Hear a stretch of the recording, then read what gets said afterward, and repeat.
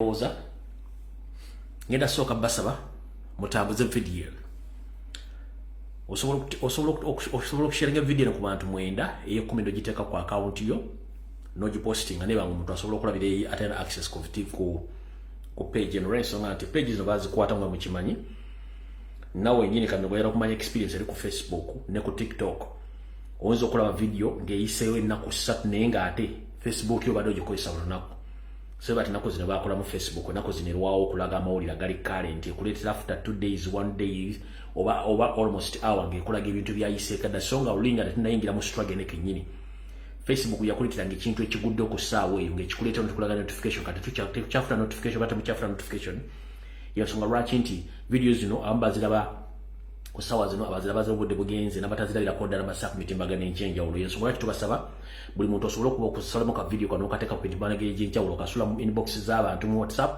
okateka ku TikTok ku Facebook n'oteka ku video mu busazeemu kiba kikola amakulu kale njabasa mukole ekintu ekyo bwenvaawo njala mumpitire abantu bano wammanga bangi kono bawerako njala mumpitire bameba parliament bonna b'ekibiina kya national platform Bobi yinti oli member parliament nga oli ku kadi ya national platform walonde buli mu parliament nkwetaaga ku video yalero nja kwetaaga ko abakulira mukulu Mathasi Mpuga Nsamba kwetaaga ku video no lwalero nja kwetaaga ko Didigi Dere Drinking Gin Muhoozi Kanyirugaba nkwetaaga ko video eno nja kwetaaga ko Mama Njofu Enterprise Janet Kimbabazi kwetaaga ku video eno yoseriti bahabulwa wonna woli oboli Saudi Arabia oboli Dubai I don't care nkwetaaga ku video eno boba sikyecho manya basajja basemwa yaba eso fuso kuso nakwe bali kuno bali codinga video eno muji recording mujajureza mukama wa mutegeeze nti omukuru wakwetaaga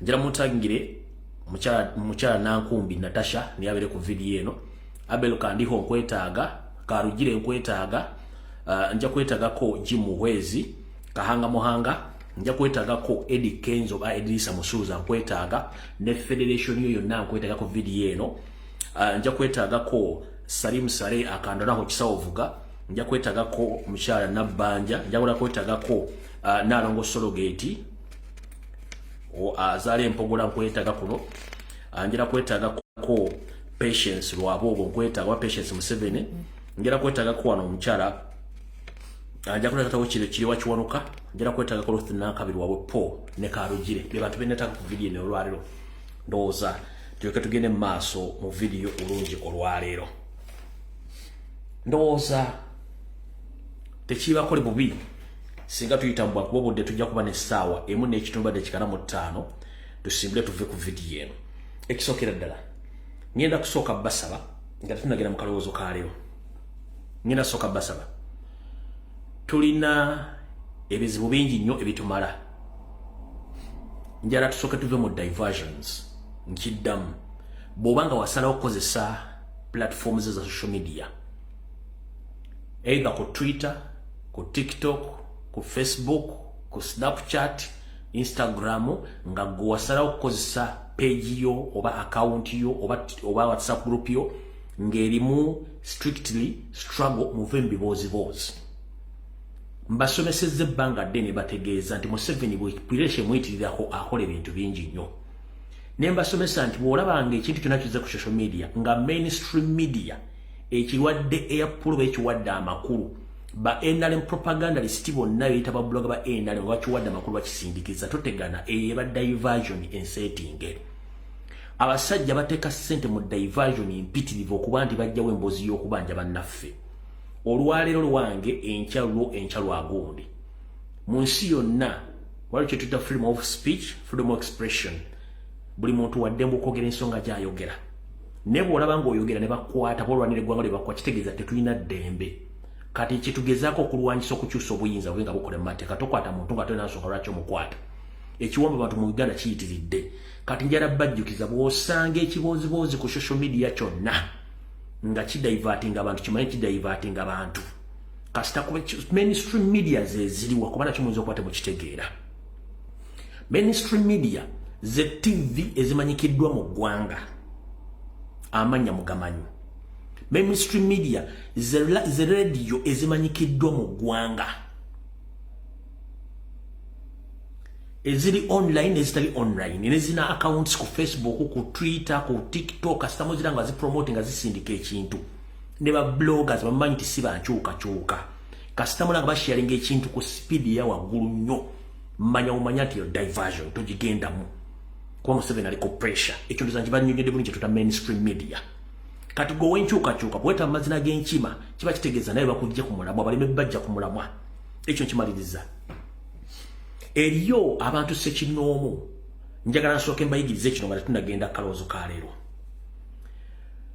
tukitegere nti okuva omukulembeze waffe yajja okwesimbawo n'awangula akalulu kano Museveni agezezzaako nnyo otteekako ssente nnyingi nnyo okukuddugaza erinnya lya Kyagulanyi nga bwe yakola erinnya ly'Obote nga bwe yakola erinnya lya Amin tugezezzaako nnyo okuyonja erinnya ly'omukulembeze era tukikoledde ddala Museveni ataddemu ssente nnyingi yogezaako okukola ki okuliddugaza naye njagala nsooke mbaweeyo kodi emu gye mutamanyi kodi eruwa ffenna tutambula tugenda mu ngendo naye tusanga ebizibu bingi si buli kizibu nti ogenda kisolovinga ng'oli mu lugendo olwo oba kye tugamba nti bw'oba otambula embwa ne zikuboggolera ku matya oba olweggulo ng'okomawo tojja kulonda amayinja okuba buli embwa ogikasukira ekijja tekijja kusoboka tambula embwa zireke ziboggole kubanga okimanyi nti ezo mbwa bubwa naye embwa zino zirina kodi mbasaba n'obuwombeefu temuddamu kuwa muntu yenna ng'owali omudde ku social media nga talina makulu abantu bano balina kodi embuli ayagala bamwogereko oba atambuze ekibooziboozi kyabwe Bobi Wine bati yamwogerako Kyagulanyi tamwogerangako era avaayo n'ateeka erinnya lya Kyagulanyi mu mboozi eyo ng'ayagala mwe mujje mutomere kati ngenda bagamba ekigambo kimu eri abantu ng'anoonya mawulire gamwogereko oyo temuwabudde nabo bavaayo Kyagulanyi mirundi bekamumuleka kuba tubamanyi wano ndabyo kana akasajja kemuntu mukuwa obudde kano kabayita simanyi Sheeka Umar osomeddwa please ngenda basaba oyo talina kyali mu ggwanga temumuwa budde yayagala amawulire gamwogereko yensonga lwaki ne yakozesezza kodi ng'avuma Kyagulanyi bayinza bakasuke mbone trick endala bano bonna tebalina mboozi mpya gye balina ku Kyagulanyi buli ajjajja n'amboozi nkadde ze baasookawo ne boogera ebigambo bye bimu bonna mubeegendeze bonna eyazze ejjo okuvuma Kyagulanyi ebigambo ebikadde byatuma baasooka beboogera anajja naye ebigwa bimu bamugenda omugamba kati omusanga abantu ng'oli avuma Kyagulanyi mubuuze ekigambo kimu owaye oyinayo ku bigambo ebipya by'osobola okuwaayiriza oba okuvuma Kyagulanyi sentamu bw'aba talina kigambo kipya oba mboozi mpya oba blackmail mupya gwayinza kuteeka ku Kyagulanyi oyo tomuwa budde bonna bali ku kigambo kimu bavuma Kyagulanyi ebigambo bamuvuma byonna bifaanagana biri uniform. They use uniform abusive languages and slogans against Robert Kyagulanyi sentamu. They are all uniform kubanga kyabawo okwogera tebali kipa kyonna kibagenda kwogera kati omuntu ng'ayogera ekigambo kyekimu kibayogerako emyaka ebiri emabega kibayogerako leero tomuwa budde muveeko kubanga abantu abamu balalu kyembagamba tembawa budde bukitegedde bulungi nnyo kati ono omwami Rode mmanyi rekodi ze ate na kino kakibayigirize towa muntu budde ng'okimanyi nti rekodi ze si nnungi mu public towa muntu budde tomuwa budde oli okimanyi mukwasi w'abakazi talina mulimu yeeyiya bweyiiya tali ku standard ya mukulembeze ate mumwogerako muteeku standard ya mukulembeze nomwe muwa budde temuwa budde tulina ebyokukola bingi nnyo tebakudaivatinga eno message nayo njala mugisindike eri omukyalo ono waliwo ekibooziboozi ekitambula wakati wa Munnakatemba n'ono omukyala akola ku TV mwakirabe ngebeevuma please temukiwa makulu temukyongerayo singa kinaasokka wenkirengerera nja kujjabawo information kubanga nnako kulu engeri olutalo gye lwatandise naye mbagamba temukiwa makulu temukyongere kubanga nayo it's part of diversion kubanga yonna olukala luveeri mu federation kati saagala mutandike kugwa mu ntalo ze mutamanyi era bw'anaakyongera kisukka ku lunaku lw'enkya olw'okweyongerayo ngenda kujjabawo ekkulu ku lwokutaano ndi temukiwa budde so ne temuwa budde muleke akole bizinesi zaakola ebintu bye temuwa budde ye ne munno oli batandise okwevuma please temugenda yeeyo waliwo ono famire y'emirambo ono yeeyita famire y'emirambo please temuwa famire ya mulambo budde nuupu kibiina okiyingira era n'okifuluma teri akkakako kisigalamu oli waddemu kifuluma budde bonna bw'oyagala famire y'omulambo ne bwenejja neeyogera nti kino kiriwo ekitindibwe nejja neerumba omuntu tomuwa budde kubanga ye ayagala kusigala mu mawulire oli waddemu ofuluma ekibiina kya national platform at your own cost eri agenda kuvunaana kuba you are just an individual nange de mwenkere ncha ne fuluma nganzi sifuluma na buwagizi sifuluma na Uganda fuluma na ngala yange kati family y'omulambo eyita family y'omulambo temuwa budde muleka yogere byayagala kubanga ye bamusasula kole ekyo kati mudda mu kuwa bantu budde ne mulekale ku diversions omulala asembayo bamuyita Sylvia Mukandon mwena mmanyi eyita mu mafina temuwa budde ku bibozibozi byatandiseewo simanya akoyo okuyamba mu muleke kubanga bwe yali ajja talina gwe yakubira nti nzija kuyamba abantu kyekisooka ekyokubiri tewali okatambi konna kalaga nti waliwo yamuvumye olw'okumuyamba ennyo tekaliiwo kati yasinzira watandika okuleeta ebibozibozi nkoyoko kubanga ye tumumanyi bw'afuna ebizibu ng'ayagala bamwogereko oba ayagala ensimbi okuvuwa mu kabwa ng'atandika okuteeka ebibozibozi kati mukimanye nti sapulaya abadde amuwa ssente ennaku zino ali mu katu talina ssente era asobola ogikozesa nga advantage nti si kyayamba bantu kubanga sapulaya takyamuwasire kuba takyalina mugaso kati takyongera mu kitegeere nti ye bwabanga ganti akoyo okuyamba teri yamuyita mu kuyamba ate ate wali ka video konna kalaga nti waliwo yamuvumye nti gundi mukazi goli musiru lwaki onyamba nnyo oba lwaki tokyanyamba nno ate be yali ayambye ye ebintu abadde yayambira mu kamera era tewaliwo yali azimuwakanya tonyambanga kati bwabanga yali mubozi akudivertinga abantu ne temuwa budde mulekagere ki asigala ebintu ebyo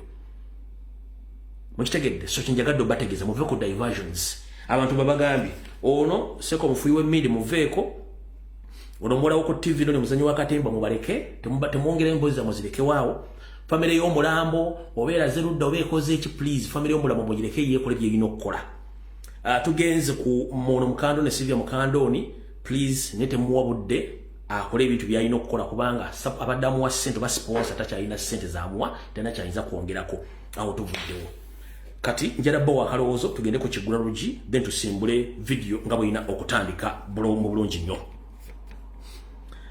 mukalowoozo ka leero no kagenda kubeera kasesa naye ng'ate kalimu amakulu mangi nnyo keekalwa ebiseera bisinga mu nsi tusanga ebisoomooza bingi nnyo ate tulina nnyo okuba nga tufa ku siyaani eyiyo gy'oli mu kulyamu emmere edda ennyo nga tuyigirizibwa empisa z'okulujjuliro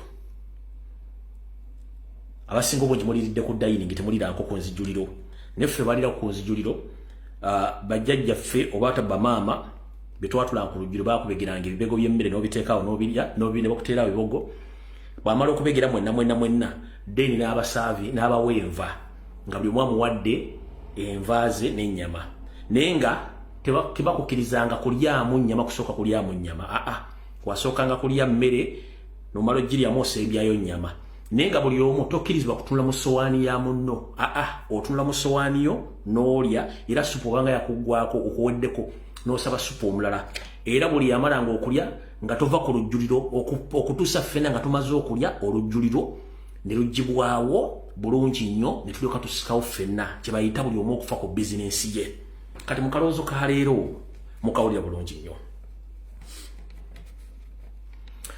bizinensi eri emu yokka gy'oyinza okutandikawo nga tutaddeemu ssente nkiddamu bizinensi eri emu yokka gy'osobola okutandikawo nga tutaddeemu ssente yeeruwa bizinensi gy'oyinza okutandikawo yokka nga tutaddeemu ssente kwe kufa ku bikwatako ye bizinensi yokka gy'oyinza okutandikawo nga tutaddeemu ssente ayina ogifunamu amagoba nga tofunyemu stress tofunyemu losi tofunyemu ki mukitegedde bulungi bizinensi eryagi gy'osobola okuteekamu ssente bizinensi eryagi gy'osobola obutateekamu ssente ayina otafunamu maguno otafunamu bizibu kasitoba nga ofudde ku bikwatako ye bizinensi yo gy'osobola okutandikawo nga taddemu ssente n'ogifunamu amagoba n'ogifunamu n'emirembe fa nnyo ku bikwatako mind your own business. There is only one business which you can start without capital, without money.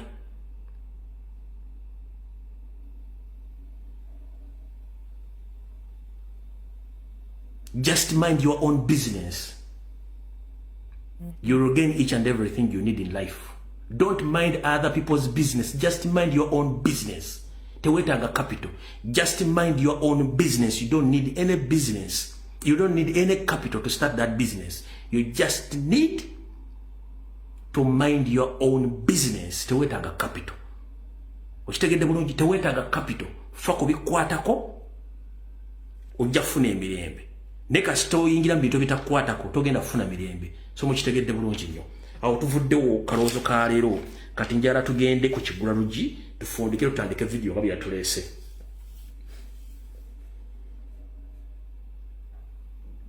Mwenna mukimanyi bulungi nnyo mu nsi gye muva ne gye bulaga erimu eddogo.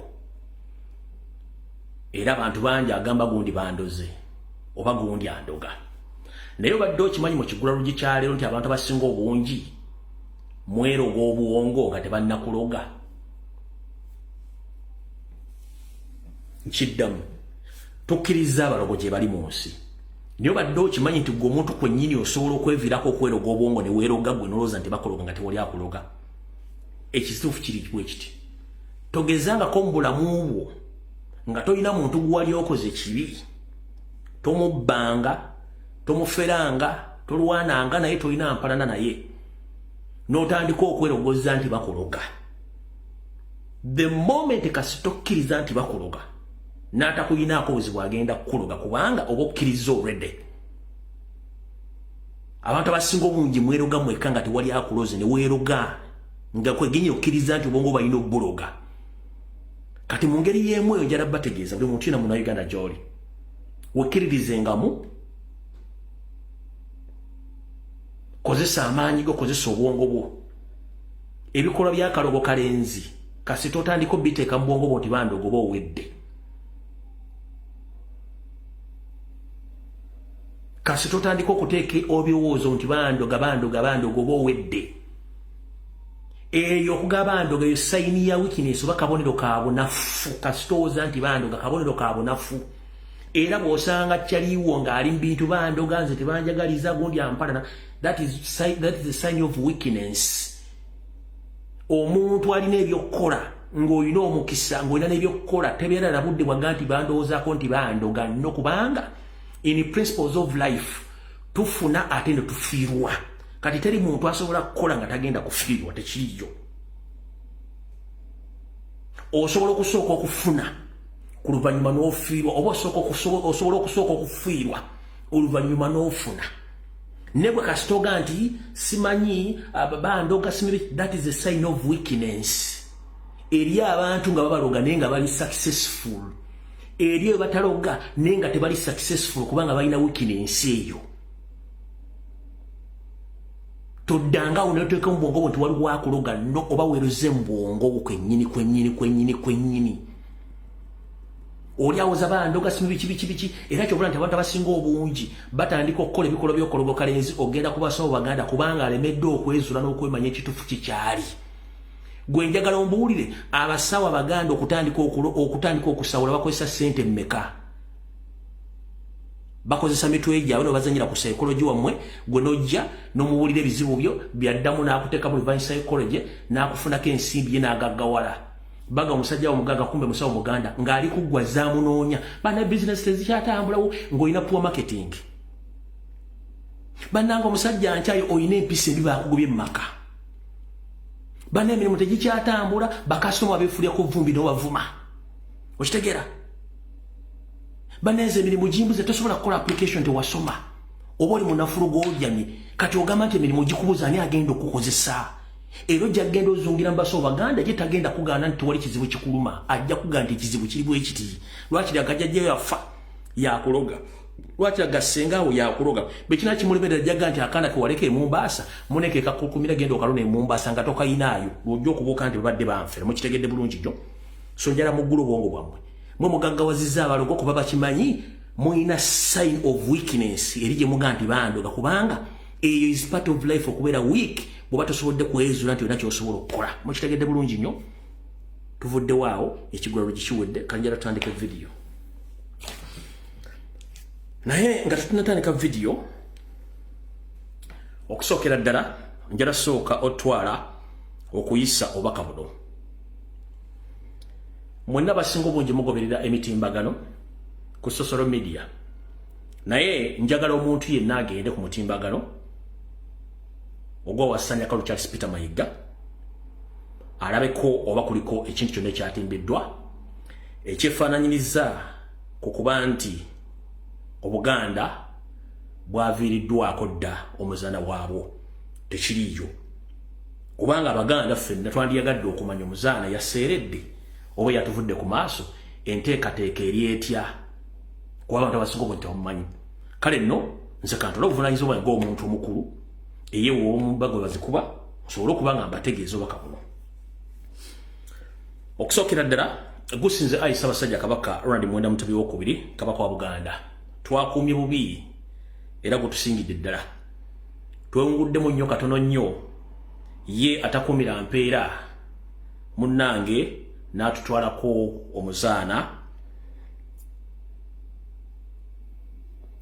atuzaalira oba azaala omulangira Crispin Junju Kiweewa yatuvudde ku maaso ndowooza olunaku lwajjo tusaba Mukama amuwummuze mirembe ssebo omulangira Junju Mukama akugumye Ssaabasajja Kabaka nawe wooli Mukama akuteremu obwangu kuba manye embeera gy'oyitamu sinnungi essaawa zino naye nga byonna kiba kiseera kimu nti enjawulo ya budde kitalonyo ddala nga omuzaana ono abadde aweerezanga ambasada mawanga ag'enjawulo ng'akiikira eggwanga ly'okumulirwana erya Rwanda ng'amannya ge ye Vaneti Semudundu era ng'ono yafiiridde mu ggwanga erya Rwanda enteekateeka zonna ezinaddako ndowooza zijja kuba zibategeezebwa naye ng'omuntu yandibadde omutuufu eyandibadde atubuulira ensonga zino nga bwe ziri tasobodde wadde okupostingako wadde okwogera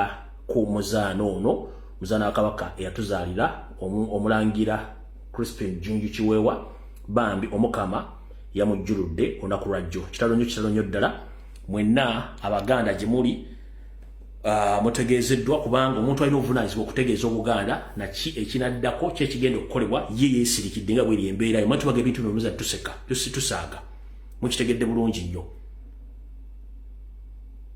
Katonda amujjuludde neteriyo Bwakabaka bwa Mengo tewali omuntu yenna yeesiza kigambo kino nti aba ategeeza Obuganda kubanga ono nakabutuzi wa Buganda yatuzaalira omulangira Crispin Junju Kiweewa neteri asobodde kukola ki kumwogerako ne mawulire tebannamuteekamu kati Abaganda bali awo tebategeera ki kigenda kuddako naye nga bweri embeera kuba ffenna kkubo lyerimu kale naawe tuvuddewo njala kutandika vidiyo eno bulungi nnyo njala sooka tegeeza mwenda Bannayuganda nti omulirwano gwokya 2 abakatuuka mwenda mbalamusizaako kansumenti muli bulungi wetwogerera abali tebanategeera mawulire mubadde mumanyi enteekateeka ya Yoseri ne munne Piraato ey'okuba nti baali bateze engalo okuba nti bagenda kwaniriza abanoonyi b'obubuddamu okuva mu ggwanga erya Bungereza babaleete babateeke mu ggwanga erya Rwanda bafune ensimbi ate oluvannyuma bo beegazanyize bo Abanyarwanda beegazanyize mu Uganda munnange wetwogerera ddiiru eno esaliziddwamu kkooti enkulu ey'eggwanga lya Bungereza ne bagamba nti kino kimukola ekyokutikka abantu batwala mu ggwanga lya Rwanda si tekime kimanya amateeka olw'ensonga nti n'eggwanga lyennyini lya Rwanda Abanyarwanda baliddukamu ne bayingira e Uganda nga teriri seefu ate bantu tebasobola kutwalibwa bawa twalibwa Rwanda kitegeeza nti ono mission gyakola okujjayo eri abantu baleeta eno nga bapulaninga kiri naye efudde so ndoza mukitegedde bulungi nnyo njala kibategeeza nti mission efudde kuba kibadde kijja kukomekereza nga kiri waffe ndoza kambazanyira akatambi kanako mukategeere ebadde ensala We are unanimously of the view that they were entitled to reach that conclusion. Indeed, having been taken through the evidence ourselves, we agree with their conclusion. We accept the Home Secretary's submission that the Rwandan government entered into the agreement in good faith, and that the capacity of the Rwandan system to produce accurate and fair decisions can and will be built up. Nevertheless, asking ourselves whether there were substantial grounds for believing that a real risk of refoulement existed at the relevant time, we have concluded that there were. The changes needed to eliminate the risk of refoulement may be delivered in the future, but they have not been shown to be in place now. The Home Secretary's appeal is therefore dismissed. Kasitamu ekigambo dismissed kiba kitegeeza omusango baba gugobye.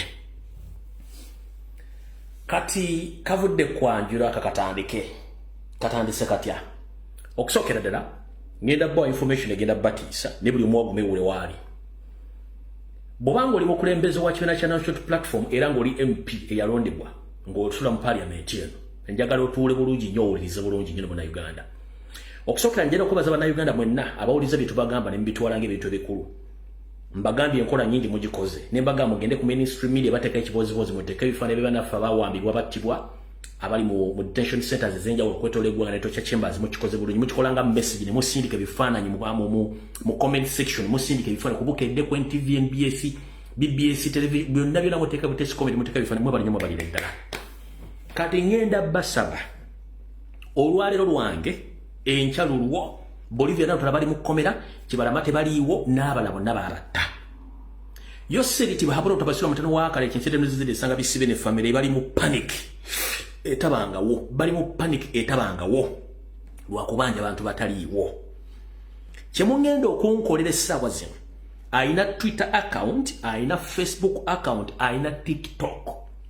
Teri kuzikiza mu banja abantu baffe. Enkyaluwange enkyaluwa muntu gundi. Buli kyonna kye mukola ku Facebook, TikTok, ku Snapchat, ku byonna mu banja abaana baffe. Togenda kwata mundu, togenda kwata kiwabula oyina essimu, oyina omuwago mu banja abantu baffe by all means. Kubanga ngenda bwa information mugenda kutya, musharinge video. Omuntu yenna akuleta ebibozibozi simanyi ono yawemudde, simanyi ono yakoze ki, simanyi ono yakoze ki, temuva ku mulamu mu banja abantu baffe, muve ku diversion bagezaako tujja ku mulamu twetaaga abantu baffe. President message yafulumizza tubanja abantu baffe ba MP babage tubanja abantu baffe. Kati njala tandika na bwet katutandike ne Kibalama wano then zigimba information.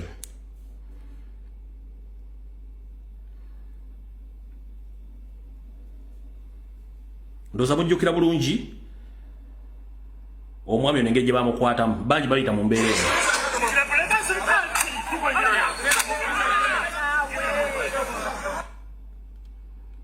Banji mujjukire kwata gye bakwatamu abantu.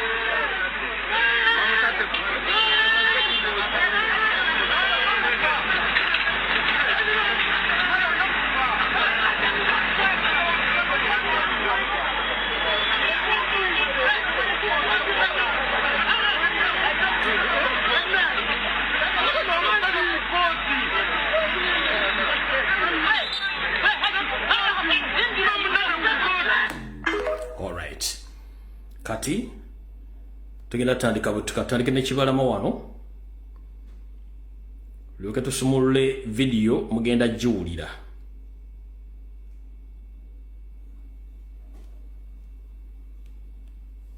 Miaka gyolekera okuwera ebiri ng'emboozi ya John Bosco Kibalama ensajja egibikirako ettaka.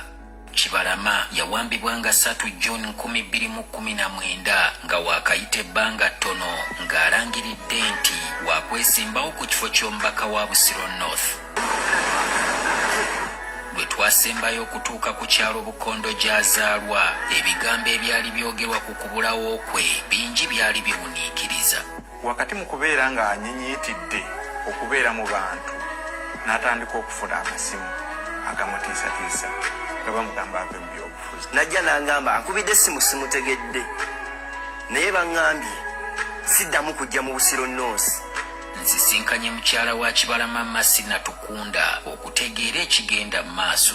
Obulamu bw'ossi bwe buli awo bweyagaza olw'ensonga yaliko abaana naye nga ne ssente ze. Ako tetugenda kalwako waliwo nakana akalla mukawulire. Buli eno abantu 18 okuli Moses Mbabazi, Dennis Zimula, Shafik Wangolo, Martin Lukwago, Peter Chiria, John Damulira, Michael Semuddu, Muhammad Kanata, John Bosco Chibalama, Vincent Nalumoso, Yuda Sempija, Musisi Mbowa, Mustafa Luwemba, Hassan Mubiru, Isma Sesazi, Godfrey Chisembo, Godfrey Kasumba, Joseph Baguma, akakiiko k'eddembe ly'obuntu bekaakakasa nti tebamanyiddwako mayitire okuva lwe baabuzibwawo.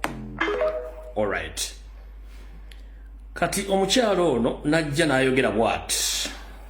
But we are fortunate that Kibarama was traced. He was arrested recently in October in a place called Kakiri, and he's one of those that is claimed to have killed police officers in Chiboga, Wakiso, and other places. Alright. Kati kavudde kwanjula katandike video entuufu yatulese.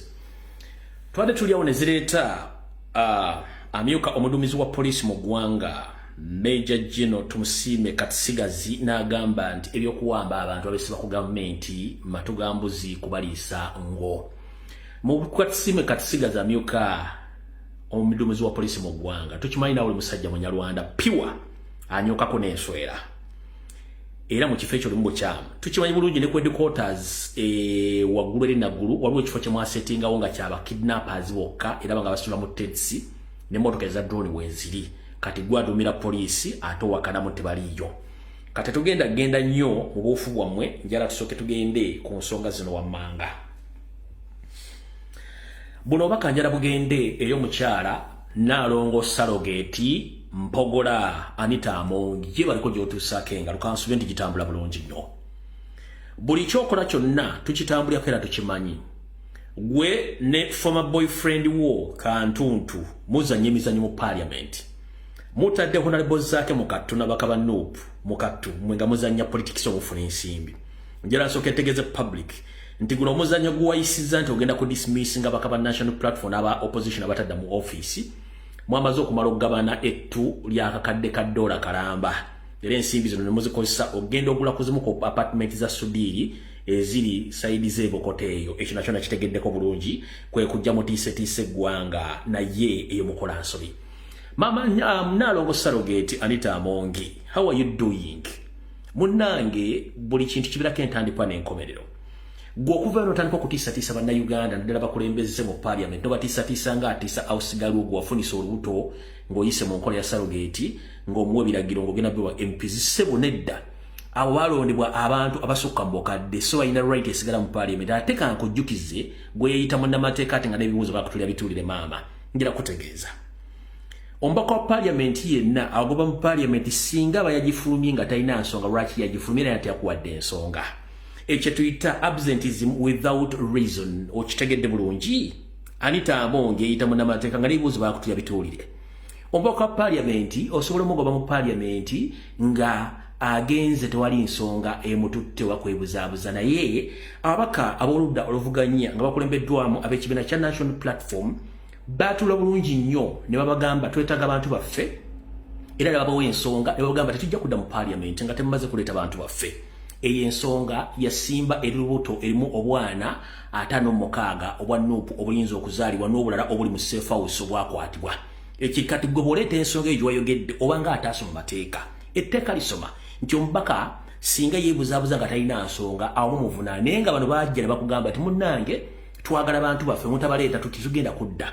Kati gwe tteeka kawaayiro kolimu k'osoma okutiisatiisa abantu kategeeza nti singa omubaka aba talina nsonga olina muvunaana kye bayita absenteeism without reasons. Abaana abaludde oluvuganya balina ensonga yakuwamba bantu baabwe baagala oludde maama. So ekintu kyokka kyolina okukola tegeeza bosi wuyo seritiba habula otapasira omutano wa Kaleke ensire temuzizidde ensanga bisibe n'ebibinja byamu bibiri by'abafere bali mu gavumenti muleeta abaana baffe ewatali ekyo temugeza kutiisatiisa mbaka wa kibiina kyonna nti mugenda mugoba mu parliament olina buyinza kubanga naawe olondebwa okuli president gavumenti ba parliament aba basindikiddwayo abantu kitegedde bulungi nnyo. They have a reason as to why they are out of that parliament.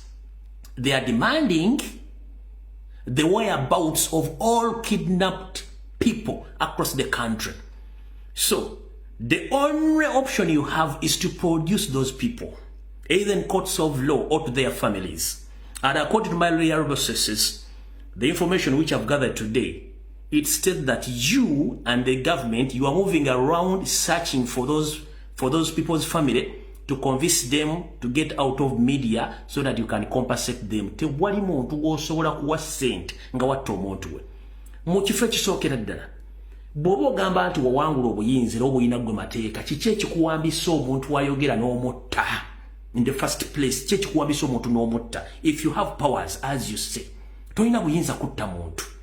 Okitegeera, bino bintu bikola bya butemu. Kati maama Sologate Nalongo Mpogola Anita Amongi, toddamu kutiisatiisa bakulembeze balondebwa, tolina lukusa, bakuwa ensonga, beetaaga bantu baabwe.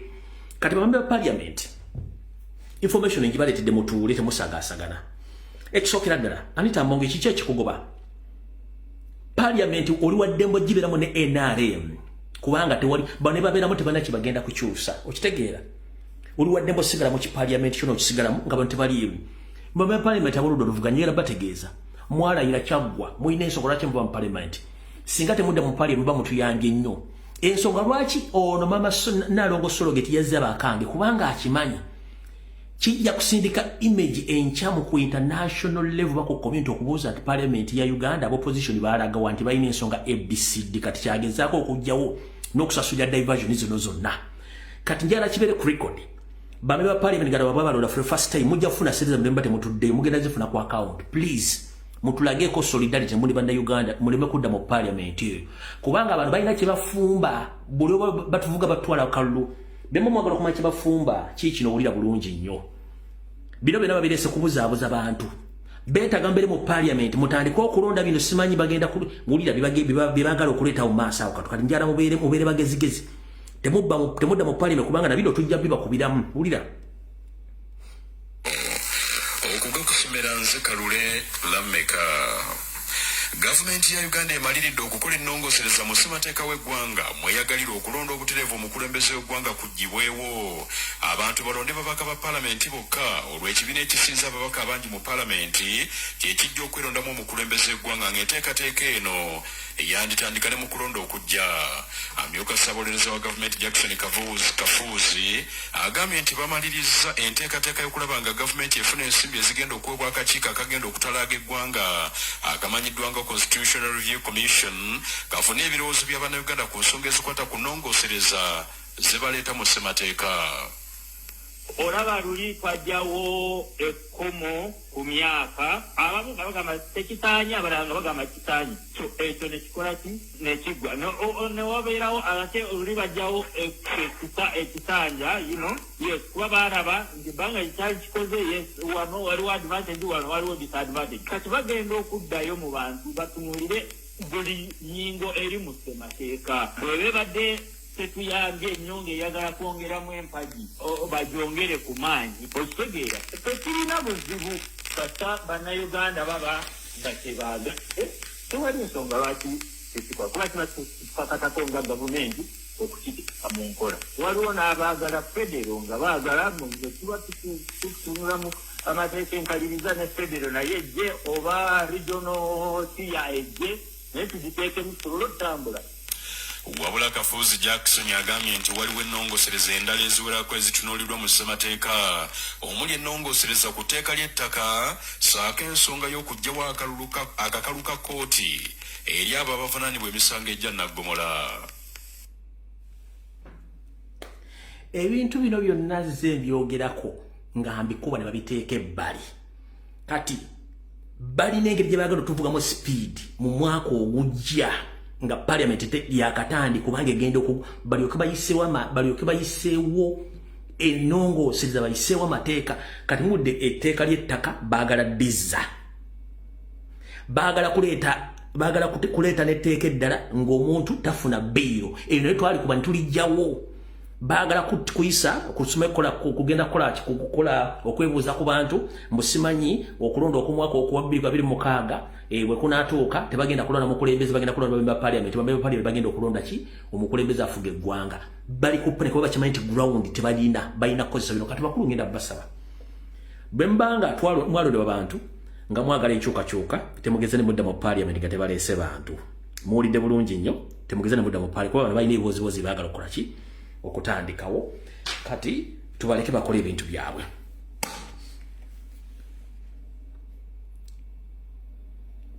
mana penalty yoseriti bahabulwa eyatwala emmwanyi buto n'amafuta yagatutte ne mu kutwala amafuta abaddewo okulya n'okukomba essowaani waliwo abafere bano babiri bali basatu in fact bano ng'essaayo na muwulira okubanga babataddeko emisango gy'obuyaaye oba okutwala ebintu byabwe eno Vito eyafunye monopoly supplier of oil and gas in Uganda si yabadde ino okusooka okufuna kati omukyala Ruth Nankabirwa kiriwa kiwanuka ne Kalugiro mukoddomi wa Museveni bano bafera company gye bayita Meru Petroleum Company ye Kenya obukadde $1,000 nga bagisuubiza ne bagenda jiwa monopoly supply business ya oil and gas in Uganda nkiddamu Meru Petroleum Company eye Kenya kiriwa kiwanuka Kalugire ne Nankabirwa bagifera obukadde 10 nga bagisuubi obukadde 10 owa $1 nga bagisuubiza ojiwa omulimu gwe bawadde company eya Vito ey'okusupplyinga amafuta mu Uganda nga yiga yokka bano mujja kuwulira ekiseera kyonna nga muwulira nti taasula otaakeese babeetaaga okuba nti batwala ensimbi nga bayisaawo ekintu ekyo kati njala tugende mpola mpola tutandike bulungi nnyo kati uliriza bulungi nnyo kansubire nti abakulu ba federation batuuse bamemba parliament batuuse muwulirize bulungi nnyo nabagambye eno video ow'emmemme ennafu ojja kuddedda ng'ennaku z'omwezi 29 omwezi ogw'ekkumi omwaka 2023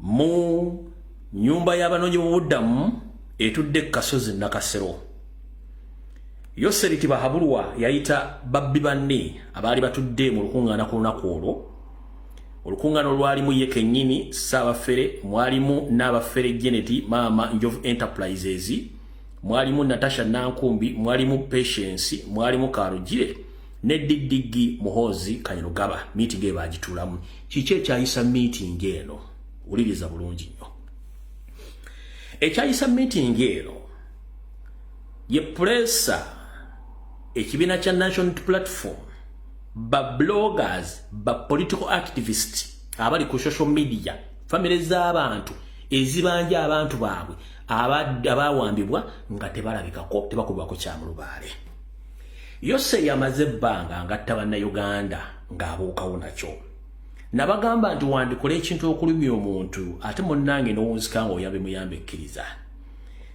Yose yabadde akozesa abazungu okuwulawo n'emisango gye kati ffe bakaddugala bannansi ffe tumwekwatiddeko emisana tukunga ne kamera weeziri nga ne rekodi weeziri kimutadde ku pressa era nga bulimu abo mutujjango bw'embalaasi esala omuvule muwulirize bulungi nnyo bino byonna byalingayo naye nga teri muntu asobola kujja bibalaga kubanga ebiseera ebyo gavumenti yali ekola buli kimu kyeyagala kansuubire nti akatambi kano naka-uploadinze wano mu nsonyiwe mu katono ebikolwa nga bino wulira ebikolwa nga bino benjagala obbalabulwa bino mulijjo muwulira mukula masaka mwali mugimanyiiko wuliriza kati ebikolwa nga bino byatandika emyaka gy'ekinana kati mukula masaka bwebanga yali emyaka gy'ekinana 9 kati ng'essaawa zino yeegana butatta bantu wuliriza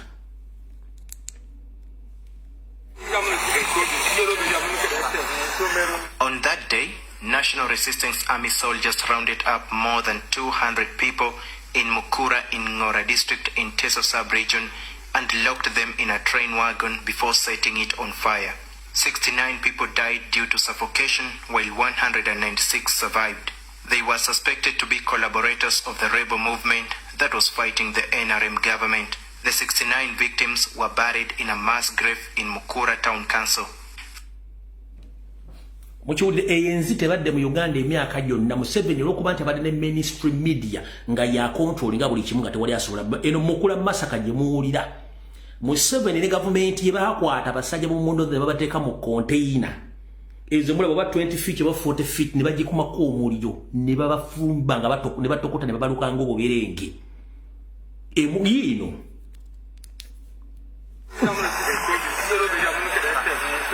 On that day, National Resistance Army soldiers rounded up more than 200 people in Mukura in Ngora district in Teso sub-region and locked them in a train wagon before setting it on fire. 69 people died due to suffocation, while 196 survived. They were suspected to be collaborators of the rebel movement that was fighting the NRM government. The 69 victims were buried in a mass grave in Mukura Town Council. Nabagamba muno Museveni abaweyo mass grave mu amiri yakola mu ngasa abantu. Gwe n'okwata abaana babano n'obateeka mu container oba mu kimumu ki train wagon n'obasibiramu n'okikumako n'enku n'omuli mu kiwaka amafuta abantu babeeramu ne batokota. Mwenna abakyala bufumba wano. Mumanyi ekibayita hoven. N'okwata omuntu n'omuteeka mu hoven n'oteekako amasannyalaze n'omutufumba. Bwe bati bakalirira abantu. Kati kino kyali tekisobola kuva ku batenda social media nga kiri ku mainstream media. Ate bisere waliwo nga UBC yokka. Nga yagifuga ya controlling amawulire nayo ky'abaana b'abandi n'abateeka mu container ne batulikanga emberenge eye NRA National Resistance Army NRM. Kati bano bakibalama we wali okulya n'okukomba essowaani tuvudde kwanjula. Mu meeting eno gye basomedde eyabaddemu abantu 1 2 3 4 5 6 ekyagiisizza nga pressa buli omu emutuuse mu ntumbwe. Bano nno batandise okwogera ku nsonga ez'enjawulo mwemuli ku mbeera egenda maaso ey'akatubagiro ng'owejjango abika nga bagamba tuli ku kizibu nti ye abantu abawambibwa batusaba abantu ne tugenda bajjawa tulina ekizibu ky'amaanyi nnyo ku social media abaana baganya okuzikiza. Janet n'ayibuuza mutabani we Didigi ani yawaayo ebiragiro ebikidnappinga abantu abatubanjibwa essaawa zino. Didigi n'agamba nti nange simanyi wabula nkimanyi kamukubire kambuuze kandiho ayinza okuba yawa ebiragiro ebyo ebikidnappinga abantu. Janet abuuza Didigi who gave the orders of kidnapping the so-called people. Muhoozi replied to her that right now I can't lie to you, but let me contact Abel Kandiho. He'll give us the proper information about the said kidnaps which took place without our notice. Oyo Muhoozi nga nyina amubuuza.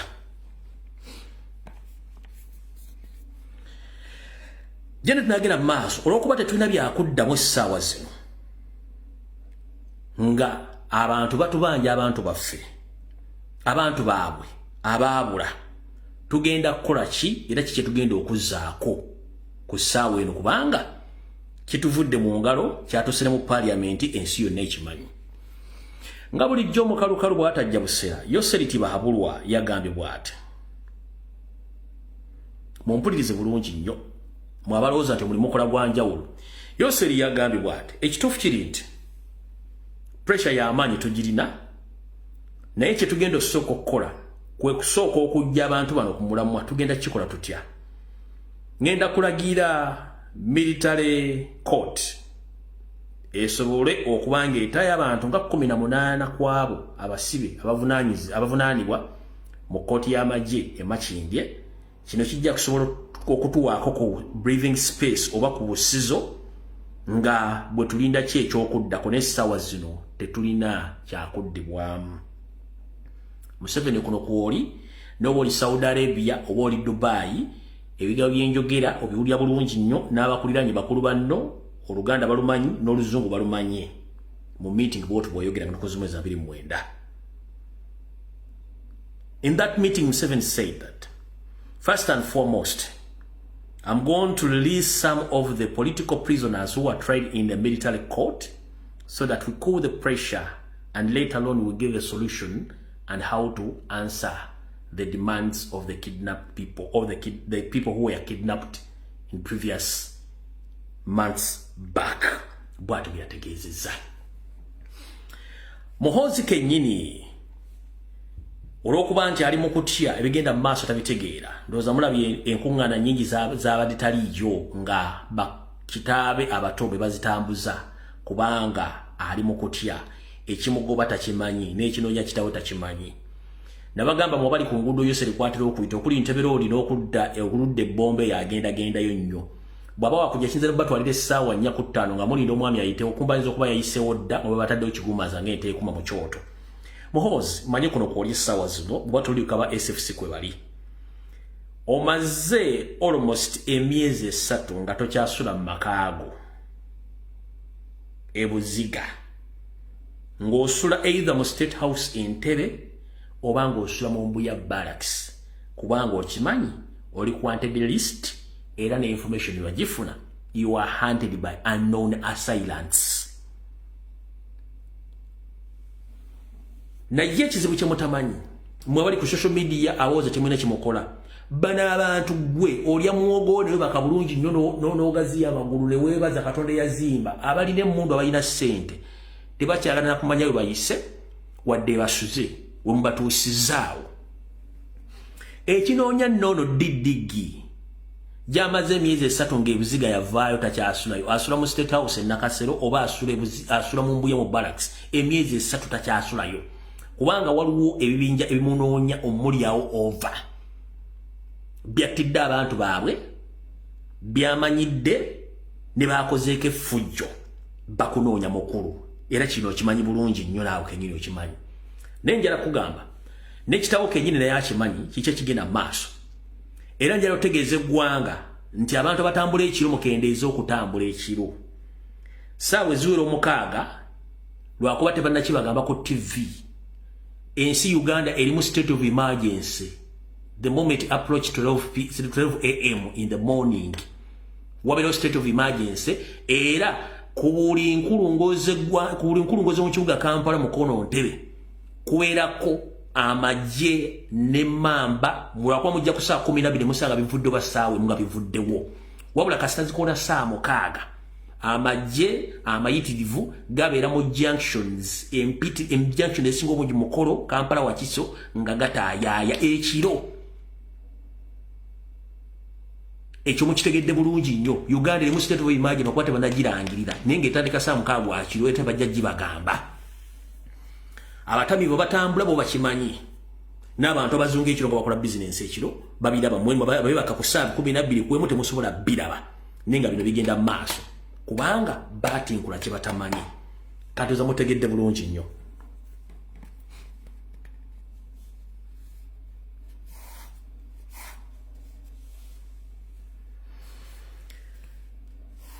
Yensonga lwaki Muhoozi ennaku zino bakola laalize eza birthday takyagenda kubanga akimanyi ayinza okugenda ayinza obutadda oba ayinza okudda n'obutadda. Kyobulezi no takyaza tendinga balamu ne bakkojja babeerayo okumukiikira kubanga yakimanyi nti essaawa yonna akakeeka ndibakaweddemu.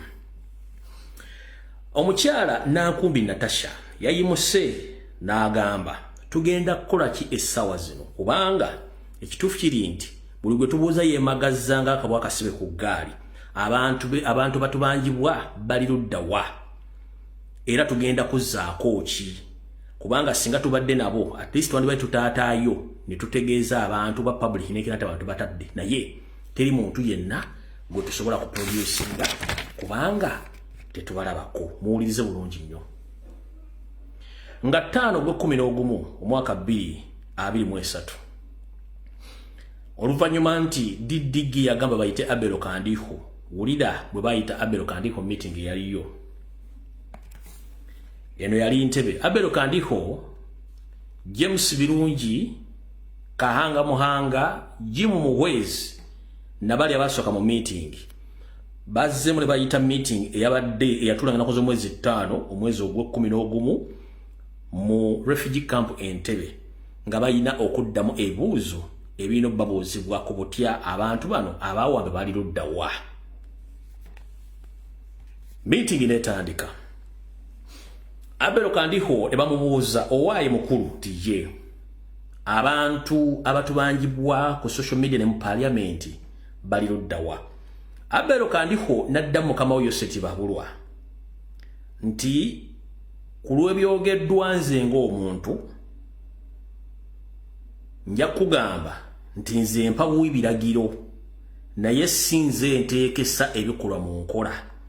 Waliwo omu operations officer gwe bayita abaho ono ateekeddwa okubanga yamanyi operations baakola era abantu abakwatibwa gye baateekebwa okwetoola eggwanga lyonna. Kansubye nti abaho kwoli ne mukamaawo Abelo kandiho kwali. Yoseri n'asituka n'agamba njagala mumbuulire Kibalama ne banne be mwakwata bali luddawa mwabatta. Abelo kandiho n'agamba okusinzira ku kiriwo ekituufu kiri nti abantu abatubanjibwa bandibanga tebakola ki tebaliyo nga battibwa. Oyo Abelo kandiho ategeeza Yoseri tibahabulwa mu meeting amutaddeko akazito.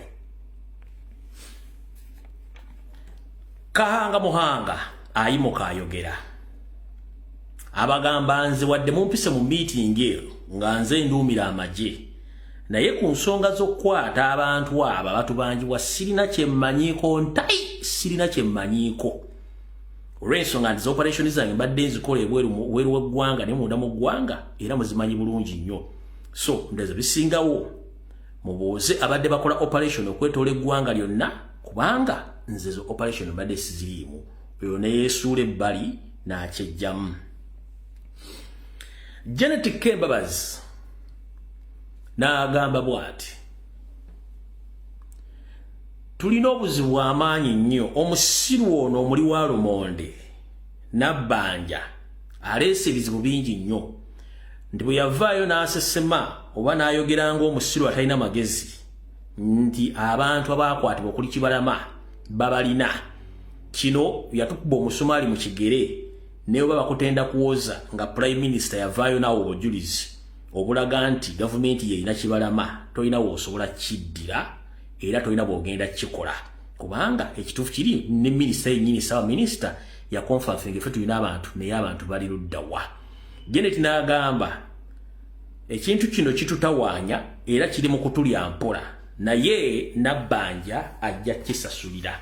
Nabagambako mujjakera ku makyanga Musaafiri tavudde mu buliri. Bukyanga Musaafiri tumutandika omuteekako puleesa mumaze ebbanga kinga temulya Musaafiri. Eno video egenda okutisa Nabbanja kanzire mungi basombi gibazanyire. Eno video egenda okutisa Nabbanja eyo. But we are fortunate that Kibalama was traced. He was arrested recently in October in a place called Kakiri, and he's one of those that is claimed to have killed police officers in Chiboga, Wakiso and other places. Eyo video yejja okutisa Nabbanja olumu ayinza okukera ku makya nga tazookuse okujja obujulizi. Bwe binaabigenze nga byeyongeddeyo bajja baga Nabbanja alimu akajabangu akasengula ennyonyi ekiro naye teri muntu goba wa minisita oba Ssaaba Minisita kabira bwana DC ng'ali mentally disturbed namanya gy'ategeera. Era saagala mukyuse emboozi mugambe yabyogera out of influence. Yali influencingiddwa Nabbanja ayinza okuba tanyona ku mwenge oba nga tanyona ku mmindi nga talina kyakozesa kyonna kuba tumula bulungi nnyo abeera soba lwakuba nti abeera so happy ate nga n'ekyo bulwadde nkiddamu. Omuntu bw'abeera so happy oba so kyamuketed every time ateeka okunoonyerezebwako abeera n'ekikyamu ku bwongo. So Nabbanja ate kubanga alina ekikyamu kye bayita happiness ate kubanga alina ekirala kye bakiyita happiness nga ye ali kyamuketed ate n'ekyo obulwadde gye buli serious. Omuntu wabeda nga aseka nnyo asaagasaaga nnyo ebiseera ebisinga nga yeetabeera serious. Ekyo nakyo abasawo balina engeri gye bakitaminga mu bulwadde naye kati bano bayinza okkibabaga nti video agyogera ali influenced by something naye ekyo tekijja bajjawo bwakonfaminga nti munakonfaminga kubanga Prime Minister mulamba. Tubadde tukyali ku Janet wali wagambidde nti Nabbanja ajja kusasula. Lubate luli busa Yoseri nga gamwesibye muno mwakalule amaaso n'agazeeri n'akuba mu kiwalaata gy'obeera nti kigenda kumeramu enviiri ento nga n'ekyazitwala takimanyi. N'akwata olukomo lw'essimu n'alukubira muto we Jeno Salimu Sale akanda nako mu meeting yennyini n'amubuuza owaaye Sale nkubye essimu eno nga njala kubuuza tuli wano mu meeting wagitegeddeko ne tuli ku pressure etenkanika tukoze tutya kubanga pressure tuyitiriddeko batubanja abantu abawambibwa tetumanyi kyakuzaako naye olina ky'omanyi ku bintu bino. Wulira kisawo ovuga Salimu Sale bwe yaddamu mukulu we. Sale yamugamba tetulina kyakukola kubanga ekituufu kiri nti abantu abo tebalina we bali mu ggwanga wonna, ekituufu abantu battibwa. Kandiho yagamba abantu bakola ki? Ono Sale mukulu we bwamukubira confirming abantu bonna baki bafu tebaliyo. Kati mukyanga lubanga lwa Mindi Yoseri okuva mu 1957 kyonna zatta abantu nga kyonna nga akifuula n'akizanyisa n'akiyisaawo nga tetulinaako kkulu yonna. Until then Robert Kyagulanyi was social media where smartphone weziri. We can record and we can get information and expose the government. So here we are right now. There is no way whatsoever mugenda okuva mu kintu kino nga temutuwadde bantu. Mutanya abantu, mussa abantu bangi nnyo nga mukiyisaawo. Twetaaga abantu baffe by all means. Salimu Sale na confirming these people, they are nowhere to be seen battibwa. Tugenze mu maaso. Museveni n'anyiiga oluvannyuma lw'ebigambo bya Gen. Salimu Sale byamugambye. Byamuddamu ku ssimu. N'amugamba tukuwadde ensimbi nnyingi nnyo kati nno kavudde kwanjula katandise tukuwadde ensimbi nnyingi nnyo okugezaako okuziriikiriza pressure etuliko ku social media ne ku ground nemba celebrities naye ensimbi zino zikoze mulimu ki kuba twakuwa ssente okontrolinge mainstream media okontrolinge ba celebrities okontrolinge ba bloggers okontrolinge ne social media sente waziteekawa. Sale n'amuddamu sente zino tuzitadde mu bintu bingi nnyo bye tuwadde ba celebrities mwe twatonderawo n'ebibiina by'aba bloggers abadde bakolanga omulimu naye emirimu gino gituuka ekiseera ne gibalemerera. N'atuuka n'agamba nti nateekawo ne federation enamba ne tukuŋŋaanya buli muyimbi yenna ne tumuteekamu nga tulina mission enekusifa okusooka okukwata abayimbi bandibadde beegatta ku Kyagulanyi ne tubateekawo tubateeka naye nga tujjayo omu tumubakubise naye nakyo kirabika kiga